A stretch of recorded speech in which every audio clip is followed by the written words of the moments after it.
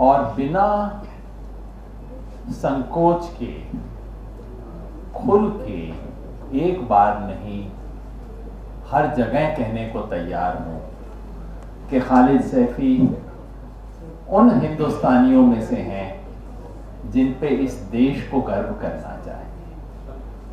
खालिद सैफी उन नेताओं में से हैं जो सिर्फ एक समुदाय के नहीं, इस देश के भविष्य के नेताओं को जब मैं देखता हूं, मैं खालिद सैफी को देखता हूं। इस देश के थिंकर्स और इस देश का विजन बनाने वालों को देखता हूं तो उमर खालिद को देखता हूं। और ये दोनों आज जेल में बंद हैं।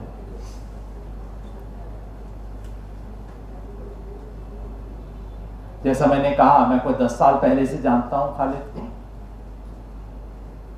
भ्रष्टाचार के खिलाफ लड़ाई में हम एक साथ खड़े हुए। उसके बाद जब यूनाइटेड अगेंस्ट हेट बना तो उस वक्त जो लिंचिंग के केसेस हो रहे थे, जगह जगह पे डिस्क्रिमिनेशन हो रहा था, उसकी लड़ाई में खालिद खड़े हुए, हम जैसे लोग भी साथ में जुड़े। और फिर जब सीए आया तो उसके खिलाफ खड़े होकर देश में एक डेमोक्रेटिक तरीके से और संविधान के दायरे में रहते हुए किस तरह से बतौर नागरिक हम इसके खिलाफ प्रोटेस्ट कर सकें, उसके बारे में जिन लोगों की सबसे ज्यादा चिंता थी उनमें से खालिद सैफी एक थे। मुझे याद है 19 दिसंबर जब दिल्ली में पहली बार बड़ा प्रोटेस्ट हुआ था, दिल्ली में देश के अलग अलग इलाकों में हुआ था। हम सब लोगों को पुलिस पकड़ के ले गई थी और संयोग ये था कि मैं, खालिद और नरगिस भी, हम तीनों एक ही जगह पे बंद हुए थे। और तब मैंने पहली बार नरगिस को नारे लगाते हुए सुना था और मुझे लगा कि देखो, जब तक इस तरह के लोग इस देश में हैं जो इस हिम्मत से, इस शिद्दत से, इस ईमानदारी से अन्याय के खिलाफ खड़े हो सकते हैं तो इस देश में उम्मीद है। शाहीन बाग शुरू हुए, खालिद उसमें भी इन्वॉल्व थे और जब उनके पड़ोस में खजूरी खास के जो इलाके के अंदर प्रोटेस्ट शुरू हुआ उसमें खालिद इन्वॉल्व थे। मुझे बुलाया, मैं शायद 3-4 बार वहां गया, बोला। और मुझे याद है खालिद की चिंता क्या रहती थी कि योगेन जी ये मर्द लोग ज्यादा घुस जाते हैं इसके अंदर और ये आगे घुसेंगे ना कोई गड़बड़ कर देंगे, इसलिए ये इंश्योर करना है कि सिर्फ औरतें आगे रहें, कायदे से रहें, डिसिप्लिन रहे, किसी किस्म की कोई गलत चीज होने की गुंजाइश ही नहीं छोड़नी हमें। खालिद की चिंता ये रहती थी कि 26 जनवरी आने वाला है, हमें देशभक्ति के गीत बजाने हैं, योगेन जी आप कहीं से रिकॉर्डिंग करवा के भेज दीजिए। खालिद की चिंता रहती थी कि इस देश के जो राष्ट्रीय प्रतीक हैं उसकी अवमानना किसी किस्म की ना हो।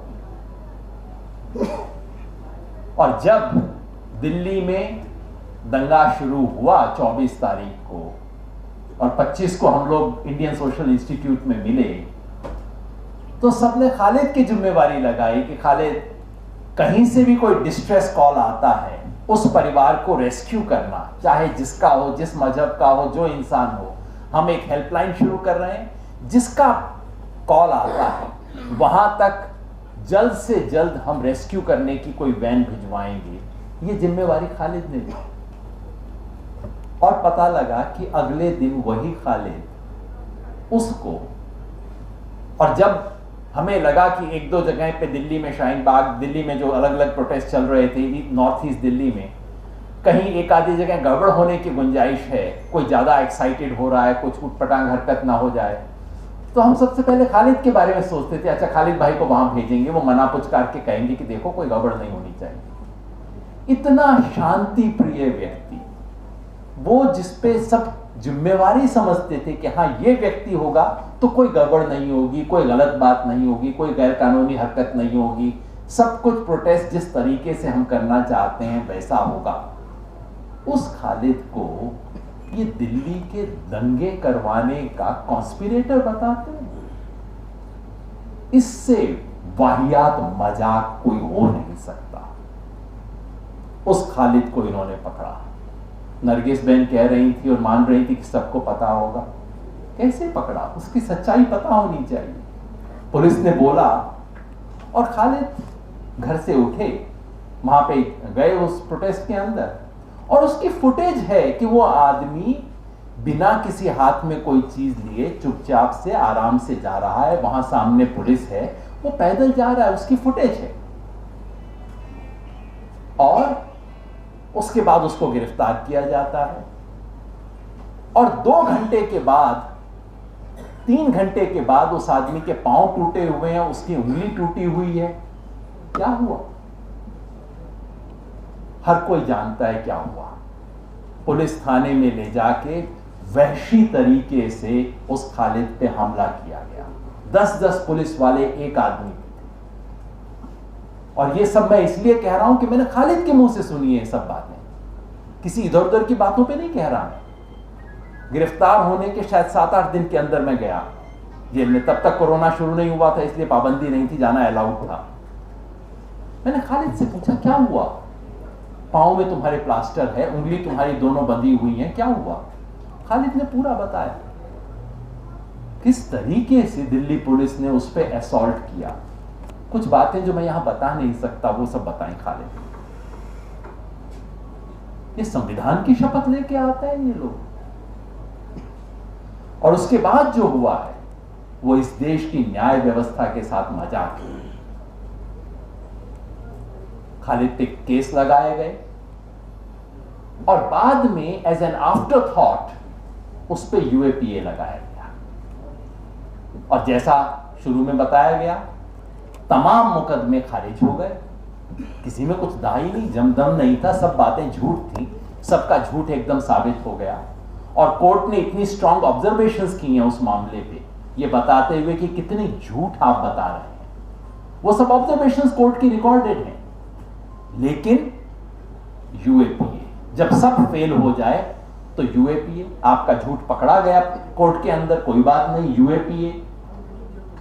इनकी 2 एफआईआर क्लैश करती हैं। एक एफआईआर में एक बात कही है, दूसरी एफआईआर में उल्टी बात कही है, वो क्लैश कर रही है। लेकिन यूएपीए वही गवाह एक मामले में एक गवाही दे रहा है, दूसरे मामले में दूसरी गवाही दे रहा है खालिद के केस में। लेकिन यूएपीए मतलब सारा झूठ साबित हो चुका है। लेकिन यूएपीए नामक एक चीज है जिसके तहत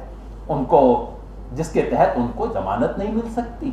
सारी बात झूठ साबित होने के बावजूद वो आदमी आज जेल में बंद है।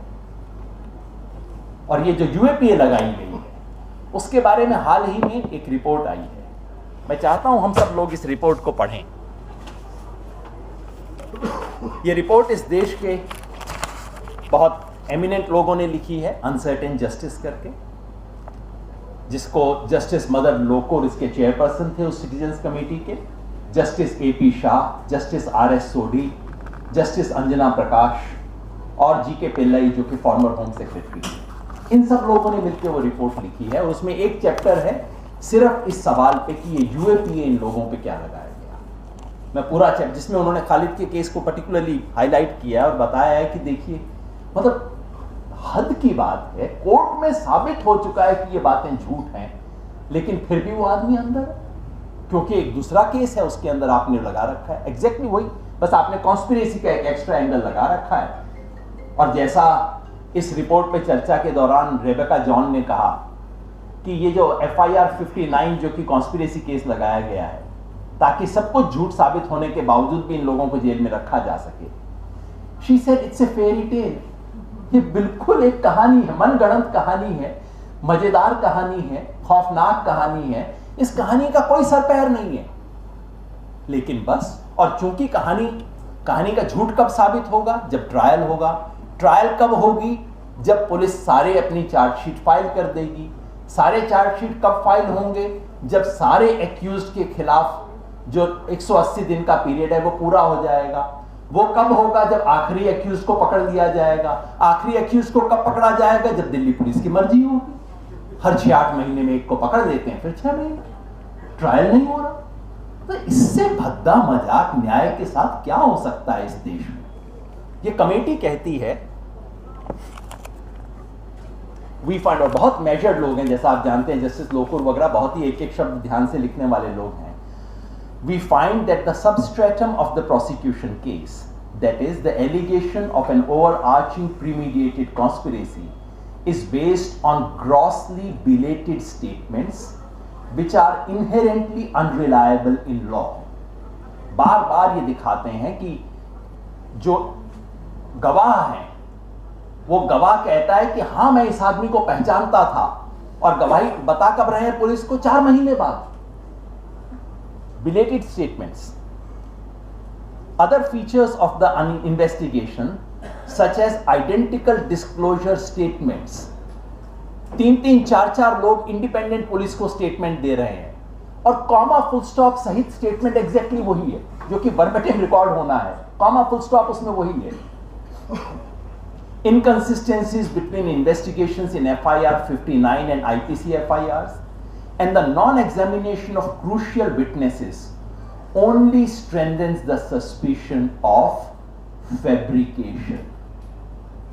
हिंदी में fabrication को कहते हैं जालसाजी। ये जालसाजी है सिर्फ इसलिए कि कुछ लोगों को आप जेल में बंद करके रख सकें, सिर्फ इसलिए कि आपका झूठ और आपकी बदमाशी दुनिया के सामने जाहिर ना हो, सिर्फ इसलिए कि आप कुछ लोगों पे ही नहीं पूरे एक समुदाय पे उंगली उठा के रख सकें, पूरे एक समुदाय को निशाना बना के रख सकें। इसलिए सब कुछ किया गया है।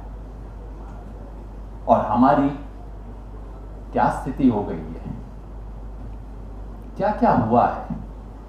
नरगिस ने कुछ बातें बताई, इनके तीनों बच्चे भी आते, वो बोलते, आपको पता लगता क्या होता है उस परिवार के साथ जिसके पिता को, जिस परिवार के सदस्य को इस तरह से जेल में बंद करके रखा जाता है। किस तरह से इन लोगों ने अपने दिन काटे हैं।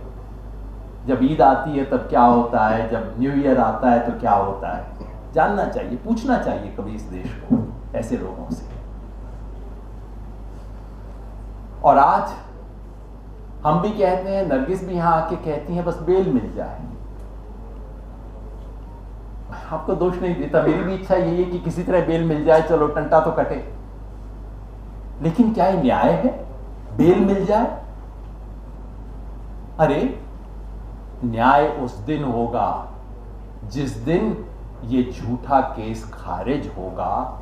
न्याय उस दिन होगा जिस दिन इस झूठा केस बनाने वालों को कटघरे में खड़ा किया जाएगा। न्याय उस दिन होगा जब इन 10-12 वैशी लोगों ने, जिन्होंने दिल्ली के पुलिस स्टेशन के अंदर खालिद सैफी पे हमला किया, जिस दिन उन पे मुकदमा चलेगा, उस दिन न्याय होगा। वो दिन दूर है, अभी नहीं आएगा, लेकिन हम वो उम्मीद नहीं छोड़ेंगे, हम वो कोशिश नहीं छोड़ेंगे। बस आखिर में सिर्फ एक बात कहना चाहता हूं, एक पंक्ति जो हमें याद रखनी चाहिए, जो हमें भूलना नहीं चाहिए।